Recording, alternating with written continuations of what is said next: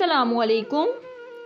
میں ایک سچی اور انٹرسٹنگ کہانی لے کر آئی ہوں۔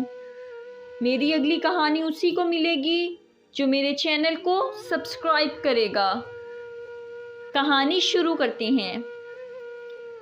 کلاسیکل سامراج کی مثال ہم اس طرح دے سکتے ہیں کہ اس کی ایک شکل تو یہ ہوتی ہے کہ کسی بڑے جغرافیائی علاقے میں جہاں چھوٹی چھوٹی ریاستیں ہوں، وہاں کوئی طاقت اور ریاست حملہ کر کے ان چھوٹی ریاستوں کو ختم کر کے اسے ایک واحد سلطنت میں تبدیل کر لیتی ہے۔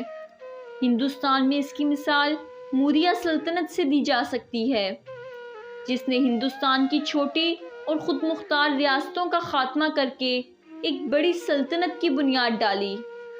موریہ کے بعد ہندوستان میں گپت خاندان نے بھی فتوحات کے ذریعے اپنی سلطنت کو وسعت دی۔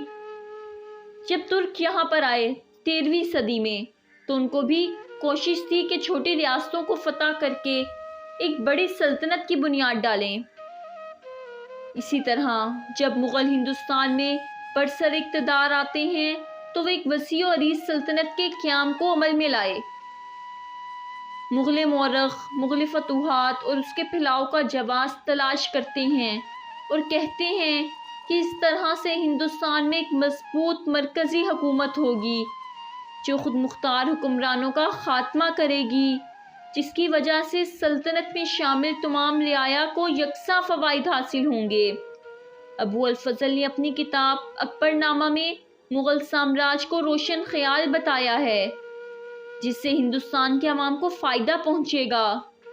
ہندوستان کی طرح اسی اندرونی سامراج کی شکل ہم چین میں بھی دیکھتے ہیں۔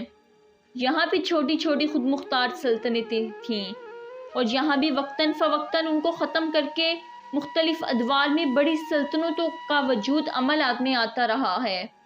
ہندوستانی مورخ ہو یا چینی، دونوں ہی اس اندرونی سامراج کے فوائد بیان کرتے ہیں۔ مثلاً یہ کہ اس سے تجارتی فائدہ ہوتا ہے، چونگی ناکے کی پابندیاں ختم ہو جاتی ہیں، لوگوں میں رابطہ بڑھتا ہے اور مرکز ادب، آرٹ، فن تعمیر اور موسیقی کی سرپرستی کرتا ہے، کیونکہ بڑی سلطنت کی وجہ سے اس کے ذرائع آمدنی بڑھ جاتے ہیں۔ حکمران اور امراء کا طبقہ اس قابل ہوتا ہے کہ عالیشان عمارتیں بنائے، محلات تعمیر کرے اور فنون لطیفہ کی سرپرستی کرے۔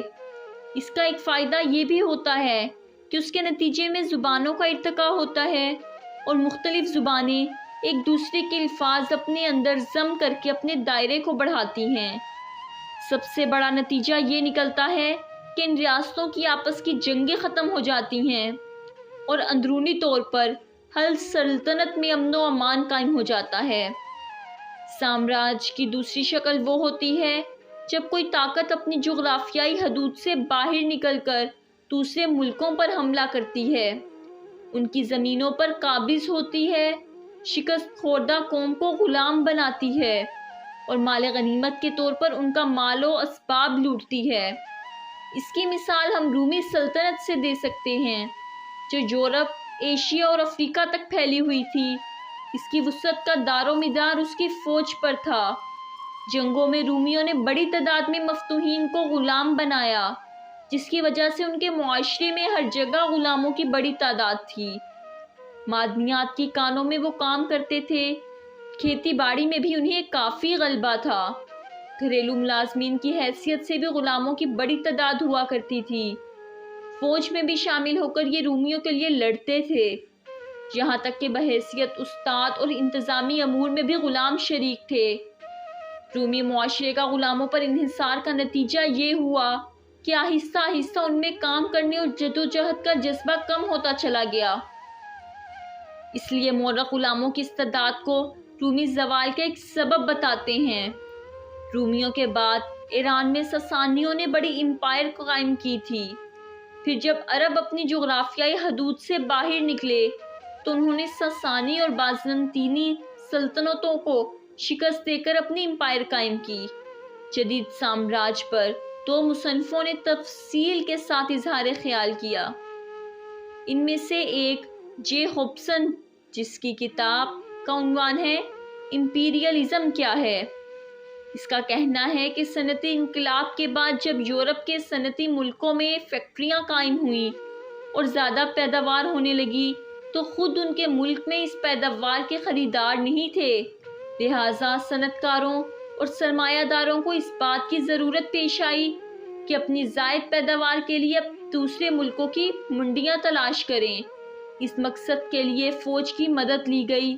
ایشیا اور افریقہ کے ملکوں پر قبضہ کر کے وہاں اپنی کالونیز بنائی گئیں، جس کی وجہ سے یہ ممکن ہوا کہ ان کالونیز میں اپنے تیار شدہ مال کو فروخت کر سکیں اور وہاں سے خام مال لے کر اپنی فیکٹریوں میں ان کا استعمال کریں۔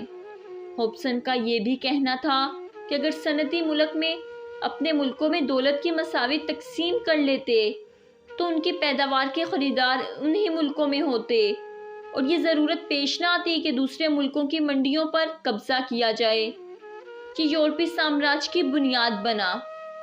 دوسرا شخص جس نے یورپی سامراج کا تجزیہ کیا وہ لین ہے، جس نے اپنی کتاب imperialism the higher stage of capitalism میں یہ کہا کہ صنعتی انقلاب میں سرمایہ دارانہ ملکوں کے درمیان بیرونی منڈیوں پر قبضہ کرنے اور تجارت پر اپنی اجارہ داری قائم کرنے کے لیے مقابلہ شروع ہو گیا ہے۔